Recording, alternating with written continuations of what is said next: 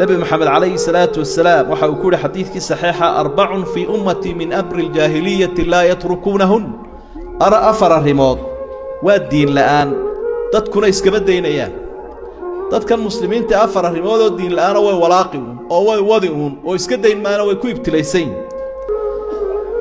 أفرتا الرماد ومحي الفخر بالأحساب والطعن في الأنصاب والنياحة على الميت والاستخساب بالنجوم على معنى الحديث أفرتا الرماد مذي وحوي dadka oo isugu faana abtirsiimo ana laandheera ah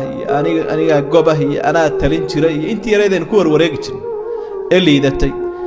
oo markuu qofku sidaa isu faaniyana wadacnu fil ansaab dad kale oo markaas nasabkooda duro kuwaasina waa gun oo way liitaan oo waa midgo oo waa sab oo waxay tirina samada raga faraha badan waa qof muslim ah midabkaaga laho iimaankaaga laho walaalkaaga ayaa intaasoo dhan dadkii ay daldalayaan ay ku celcelinayaan labada arrimood waa isasaan kala dad nasabkaaga ku faanto dad bad xaqiraysa ogow oo iyagana cagsiga bay taasina noqonaysa iyo meydka loo iyo dumarkan iyaguna dhulka isla dhacayeen qadarkaba rumaysnayn iyo xidigaha lagu faashanayo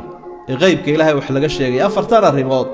umadu way ku ibtilaysantahay buu nabigu calayhi salaatu wasalaam inay umadu ka tagaan buu markaa ku baraarujinaya rasuulka sallallahu alayhi wasallam أرنت النوع عنه كلاه